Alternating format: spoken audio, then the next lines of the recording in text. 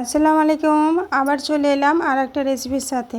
আজকের রেসিপিটা হচ্ছে ফ্রাইড রাইস। ফ্রাইড রাইস আপনি যে কোনো তেল মশলাতে তৈরি করতে পারবেন। আপনার পছন্দ মতন যে তেল মশলা আপনাকে ভালো লাগে সেটা দিয়ে আপনি তৈরি করতে পারেন। এটার কোনো অপশনাল না যে এটা লাগবে ওটা লাগবে। আপনার হাতের কাছে যেসব উপকরণগুলো আছে সেটা দিয়ে আপনি এটাকে তৈরি করতে পারবেন। এটা খুব সহজ এবং খুব ইজি। যে ড্রাই ফ্রুটগুলো আছে সেটা দিয়েও তৈরি করতে পারবেন।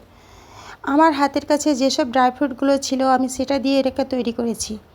আর সবচেয়ে বড় কথা হচ্ছে যে আমার বাচ্চাদের রিকোয়েস্ট, আমি না চাইলেও বাচ্চাদের জন্য আমাকে এটাকে তৈরি করতেই হয়। যেদিন যেটা বলবেন হয়তো অনেক ভিডিওতে বাচ্চাদের কথা বলছেন, কিন্তু হ্যাঁ, আমার ঘরের বাচ্চাদের রিকোয়েস্টে আমি তৈরি করি। আপনার কাছে যে উপকরণগুলো আছে সেই উপকরণ দিয়ে এটা তৈরি করবেন। এমন কোনো অপশান নেই যে না এটা লাগবে। আজ এখান থেকে পরে ভিডিওতে আবার দেখা হবে।